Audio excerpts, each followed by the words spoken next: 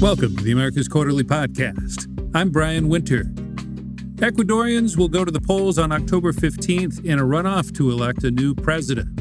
What will this election tell us about challenges present throughout Latin America, including crime, climate change, and political polarization? Security is the biggest issue by far. There's no way that it couldn't be. You look at the trends in Ecuador, a quadrupling of homicides over the last 5 years, a campaign so far that was marked by the assassination of a major candidate, car bombs going off in Quito, candidates not even able to campaign normally because of the threat of violence.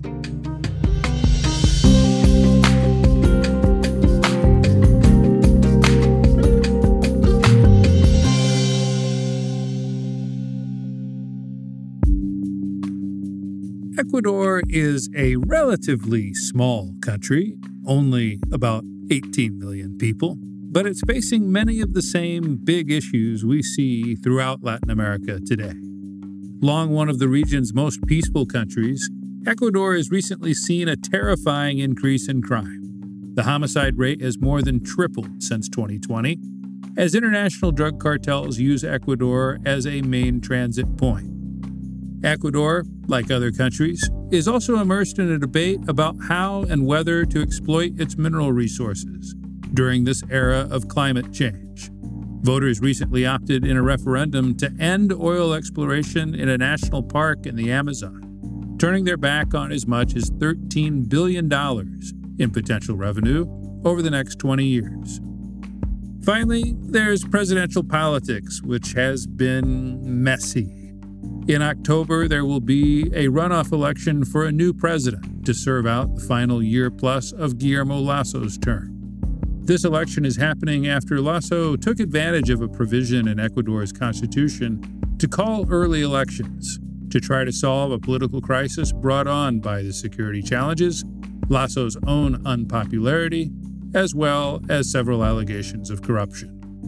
On today's program, we'll look at these elections in Ecuador and the two candidates in the runoff, Luisa González and Noboa, and talk about how Ecuador might fit into wider regional trends when it comes to these ideological and environmental issues.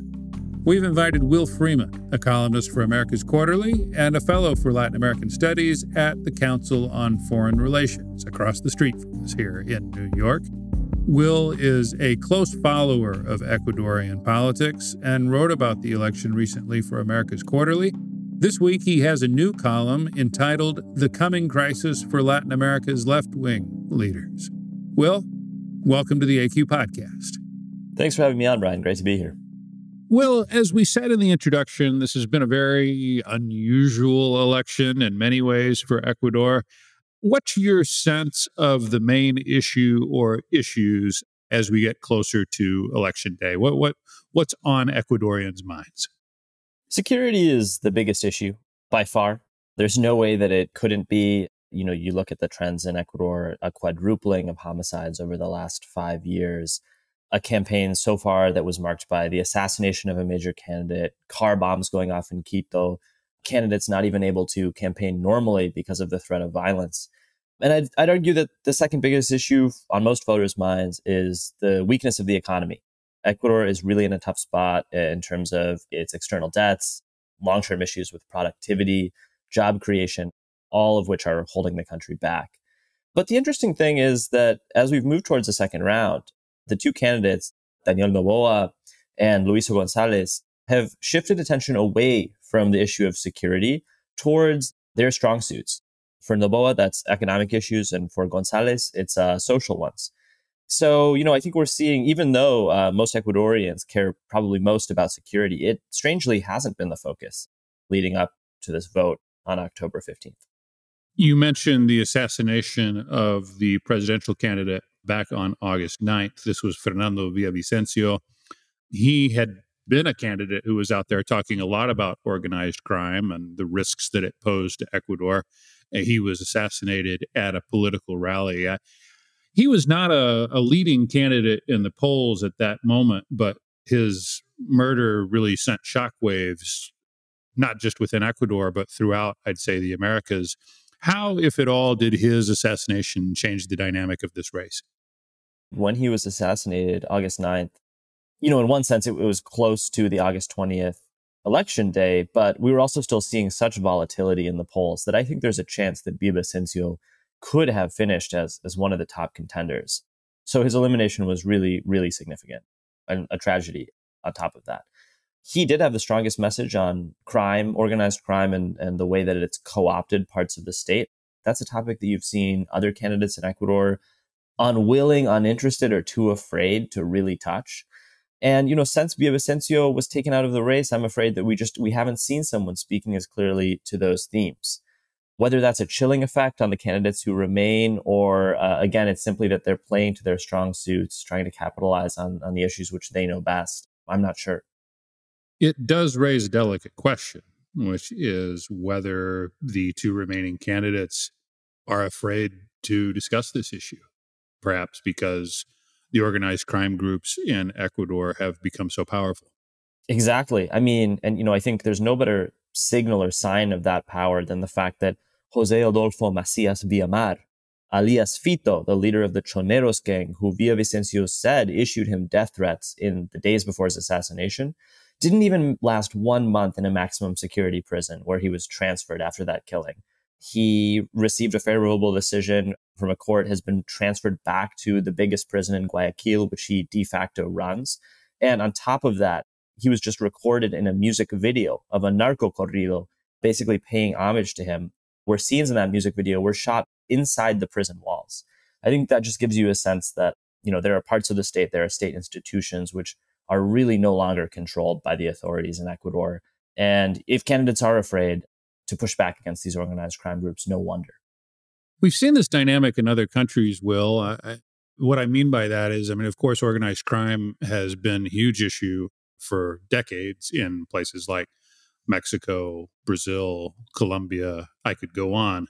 But the real novelty here, the new trend, is that it is pushing into some of these countries that previously were relative oases. There's been some attention paid to this in the international media. It has a lot to do with changing flows of narcotics. What else is going on, though? What else do you see? Well, I think there's an Ecuador-specific story there as well. As you mentioned, there are these regional trends, organized crime groups from Mexico, Venezuela, Colombia, looking for new and vulnerable countries where they can set up shop, export drugs to booming markets in Europe, especially. But we're also seeing an Ecuador-specific story play out. I think it goes back to the 2010s. Ex-President Rafael Correa, in his fight with institutions, ended up intentionally, or I think more likely unintentionally, weakening some of the infrastructure, some of the institutions which Ecuador could have counted on in the past to curb and control organized crime. But you saw his successors, Lenin Moreno and Guillermo Lasso, do no better, also make very troubling decisions when it came to how they managed the prison system, where they invested resources in terms of public security, decisions to reshuffle the intelligence services in Ecuador. And I think it's all led to a lot of institutional churn right at the moment when what the country needed most was a strong set of institutions to push back against these incursions by foreign organized crime groups, which have now set up dozens of local proxies. Let's talk about the candidates. Luisa González, who you've mentioned, she is from the party of former President Rafael Correa. She actually placed first in the first round with about 33% of the vote. Let's talk about her first. Is there any difference between her in terms of policies and Correa? I know there's been talk in recent years of possibly Correísmo having moderated. Do you see any truth to that, or is this just somebody who's coming in to do Correa's will? I think González pretty clearly replicates the old-fashioned, familiar Correísta model. She's an economic leftist focused on upping redistribution and public spending, but she's also social conservative. And I don't see much change there. She said that Correa would be her number one advisor, virtually, of course, long distance, because he currently lives in Belgium, where he's avoided corruption conviction delivered in absentia. I think that in office, if she wins, which as I could explain, I think would be a long shot, an absolute long shot at this point, I think that we would see her replicate many of the policies of the Correa years, or at least try to, albeit dealing with a much tighter belt fiscally. Is there, if you were a investor in Ecuador, would you be really worried about a González victory? I'd be worried just in general about the direction of the country. I think that the structural problems the country is facing in terms of debt and in terms of low productivity of the economy, and more than anything, in terms of violence, would probably dissuade me from seriously considering investment there. And I think both candidates, although especially Noboa, have been trying to speak to that issue, change that perception. But especially on the organized crime and violence front, this is a major obstacle to getting investment back on track. I want to tease that out a little bit, because we've seen in countries like Mexico, a lot of investors believe that they can kind of separate the security environment from the economic part. Why do you think that's such a major factor in Ecuador? Comparing with the case of Mexico, there you already have some pretty thorough integration with supply chains and markets in the rest of North America and in the US specifically. You have geographic proximity, you have a strong manufacturing base. None of that can be said of Ecuador. You're already trying to lure investment to sort of a less likely destination. So when you combine that with the fact that there's this spiraling organized crime problem that only seems to be getting worse, and a much weaker state where it's even unclear how you chart a path to confronting some of this, I think that that's what explains why it would be a really tough sell. Tell me about Daniel Noboa. This is a relatively new face, although from a well-known political family on the right or the center right. He finished second, obviously, in that runoff with about 23% of the vote, 10 points behind Luisa González. What do we know about him? Well, that's right. He's the son of banana tycoon Alvaro Noboa, who unsuccessfully ran for president 5 times, but who became something of a household name, usually running as a centrist, this sort of pro-business candidate who also seems to have some social democratic leanings. And that's the way Noboa has defined himself, as a center-left pro-business leader. He says he's trying to construct social democracy with free markets. And, in some sense, I think it's really a rehashing of the same dynamic we've seen over the last few elections, where in the second round, you'll see a correísta pitted against centrists, maybe verging on center-right business candidate who moderates considerably to try to pick up the anti-correísta vote. So far, that formula seems to be working for Noboa. He's opened almost a 10-point lead in the polls. That's why earlier I said, I see this as really a long shot bid for González. So what does Noboa say he would do in office? And again, keeping in mind that this is an extremely short term, just over 1 year before Ecuador would head once again to general elections. He's focused on developing oil refining in Ecuador. Hasn't said exactly how he'd do it. Financing new hydroelectric projects, rapid job creation on several fronts, and some new social programs. On security, somewhat like González, he hasn't offered much of a compelling program. I mean, he's focused on the social drivers of insecurity, addressing poverty and social exclusion. He's talked about diversifying the police force, putting in better lighting in major cities in Ecuador, improving conditions in jails. But again, it kind of sounds like he's speaking almost from a different era. I mean, we're talking about a country under siege from organized crime. These are rather run-of-the-mill proposals, but it doesn't seem to be holding him back with voters yet. Why is that? I think it's, again, because this division between correísmo and anti-correísmo in Ecuador is so strong that it will be the dominant dynamic in almost any election. You're seeing so many people in Ecuador who might have preferred a different candidate in the first round flock to Noboa because they see it as the best chance to delay, and at this moment, I think they're putting it in those terms, delay, not even avoid permanently, a return of Correa to the country. So I see that dynamic lasting through the rest of the election. What does it mean for Noboa if, or maybe when he wins the election? I don't think he'll have an easy time setting his own agenda as president. He will face National Assembly, where the largest bloc by far are the correístas. But in his one term already in the Assembly, he showed himself to be someone who was very open to negotiating, much more so than Lasso, and who I think wouldn't really try to confront anyone in the Assembly. So if he gets into office, he might enact some of these plans, but he does not seem to me like the type who's going to try to, really battle with an opposition-controlled National Assembly to get them through. Well, you mentioned the similarities with recent elections in Ecuador, and I have to say, I look at Noboa, and what you're describing sounds a lot like Guillermo Lasso, a guy who was coming from the center right with a pro-business platform, got elected primarily because of opposition to correísmo, but then found it essentially impossible to govern. And that's why we're in this situation right now. Do you think Noboa is in a position to be able to overcome those challenges? I mean, could he govern if he's elected? Well, I think the big difference here is that Lasso, as you mentioned, he tacked towards the center when he was running in 2021. He picked up the same anti-correísta votes, but he's also, a figure who came from a pretty ideologically committed, whatever you want to call it, neoliberal, libertarian background, ran his own think tank along those lines, and had a very particular economic agenda he wanted to see passed that really just clashed dramatically with the ideas, the vision of correístas. I would say Daniel Noboa is more genuinely in the center left when it comes to the economy. That might smooth things out with the correístas. But on top of that, as I mentioned during his time in the National Assembly, he didn't show such a disposition to confront them. In fact, it's kind of the one major law he passed, which incentivizes film crews to come to Ecuador to set up shop, giving them lavish tax breaks. He did so with the support largely of correístas, even making them sort of the spokespeople unofficially of this law. So, I think that we would see him work very fluidly with the other side, if you will.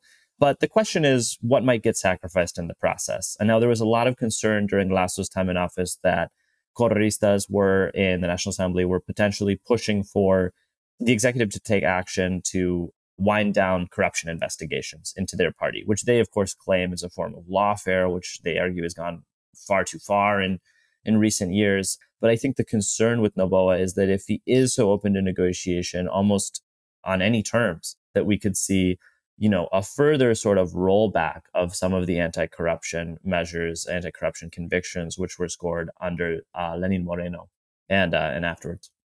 Well, I want to move on to some other topics, but before we do, just in conclusion, this does not sound to me like a country that's about to go down a confident new path. This sounds like almost regardless of the outcome of this election, it's going to continue to be politically difficult, and a country that I suppose ends up in political transition, faces these security challenges, economic problems as well, at least until the next vote. Does that sound right to you?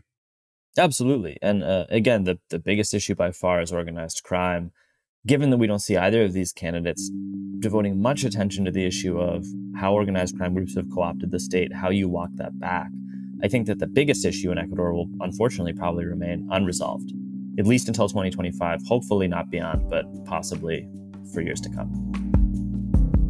We'll be back after a short break with more of Will Freeman's views on how Ecuador fits in with other political and environmental trends in the region.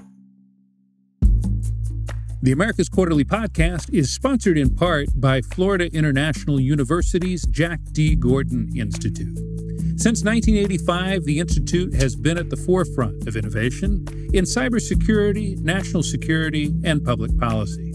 You can dive into their vast library of Latin American security-focused research, explore their academic and professional programs, or tap into their open-source data initiatives. Learn more at go.fiu.edu/impact.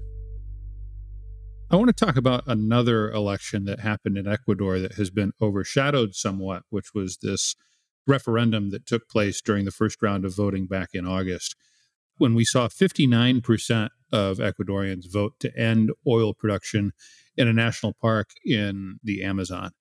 That was a major decision, especially when you consider that the Ecuadorian government, the Lasso government, had said that that oil field was set to throw off as much as $13 billion in projected revenue over the next 20 years.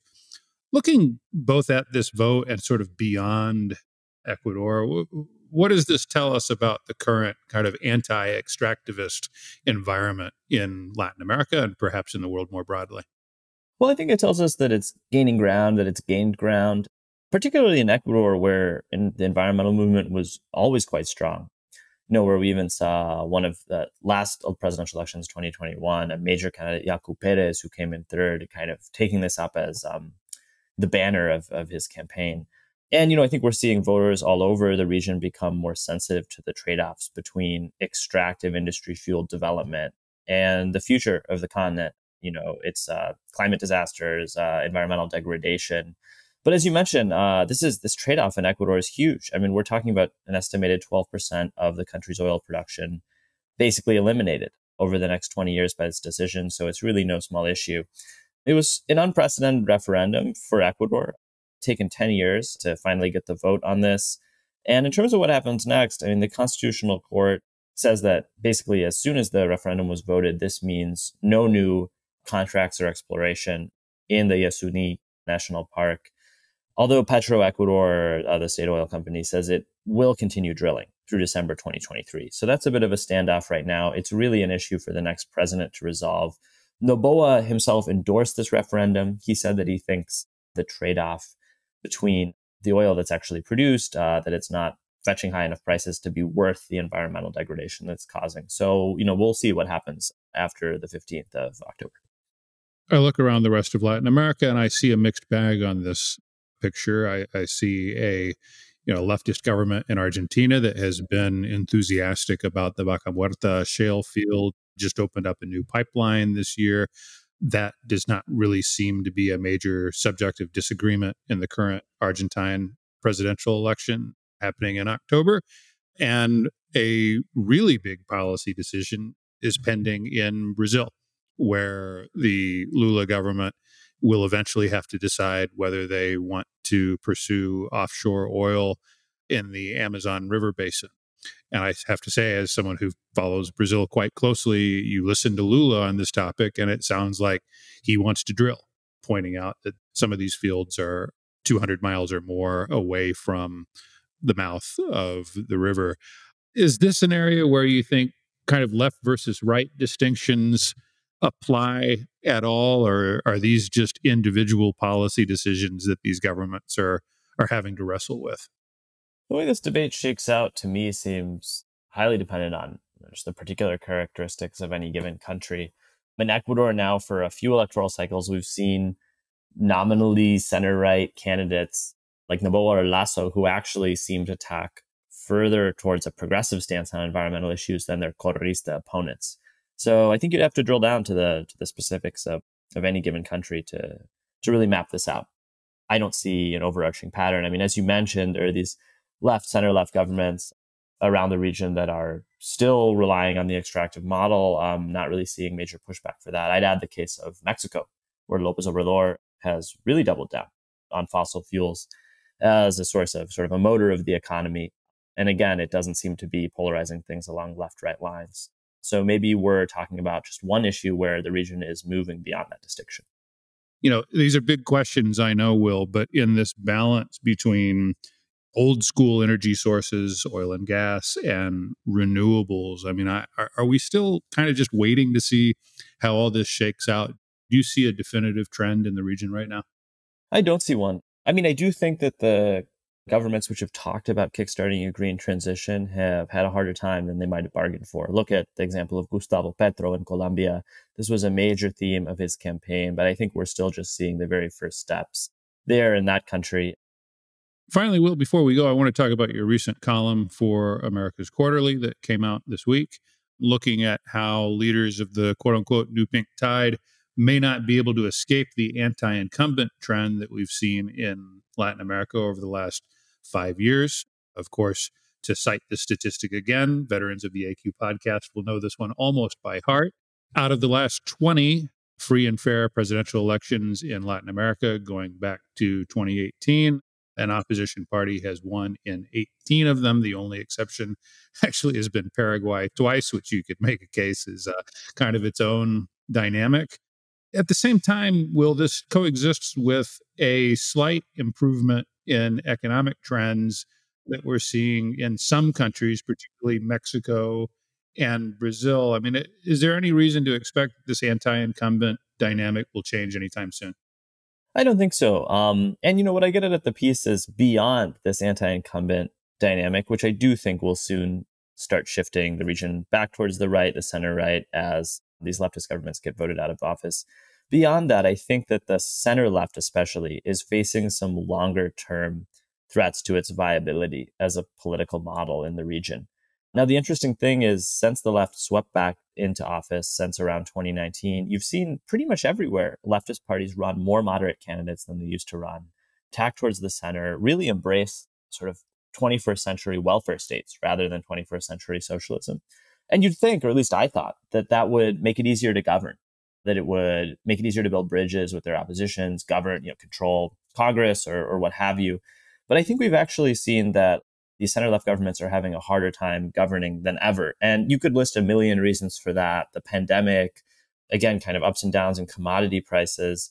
But in the piece, I argue that there's actually three other long-term developments in the region that are posing particular challenges for leaders of the center-left. I think more than they challenge leaders of the right or conservatives. One is that parties and social movements have dramatically weakened in the last 10 years, being replaced by sort of ephemeral, leaderless protests and social media-fueled campaigns.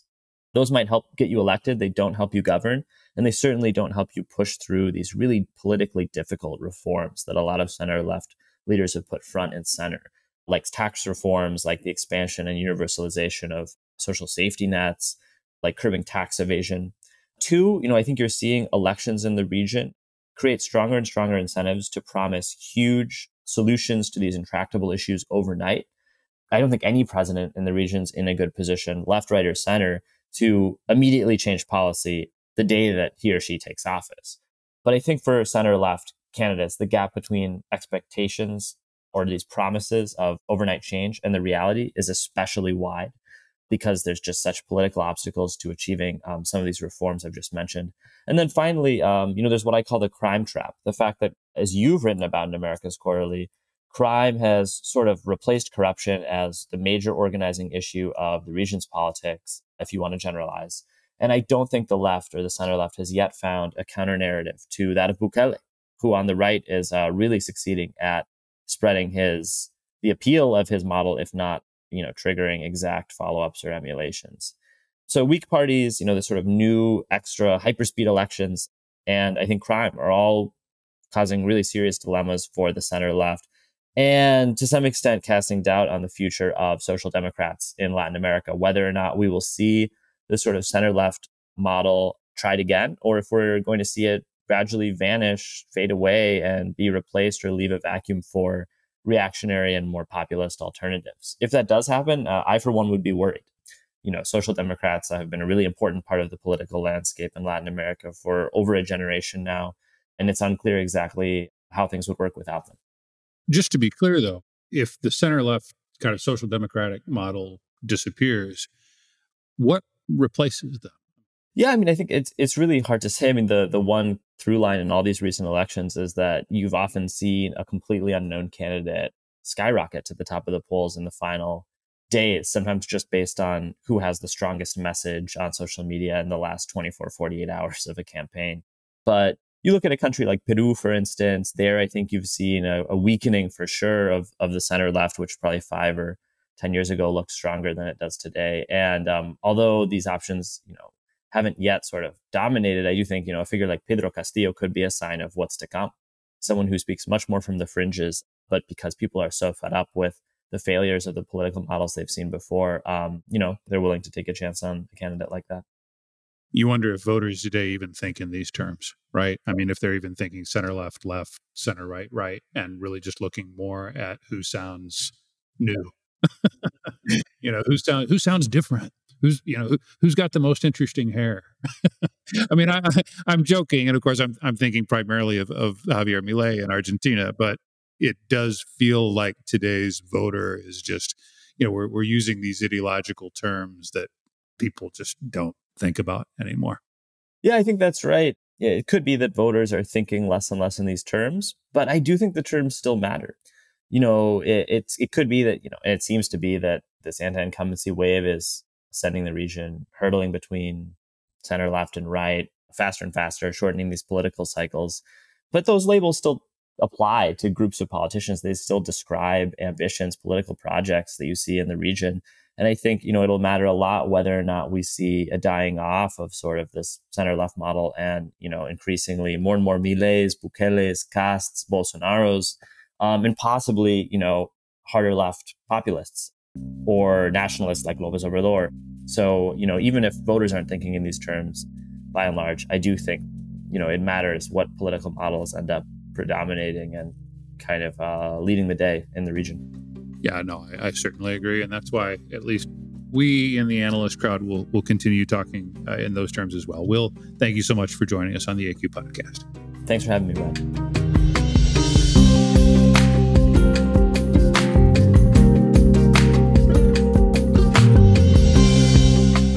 Thank you for listening to the America's Quarterly Podcast. If you enjoyed this episode, please leave us a review, give us a rating, and subscribe wherever you get your podcasts. The America's Quarterly Podcast is produced by Luisa and edited in partnership with Human Group Media.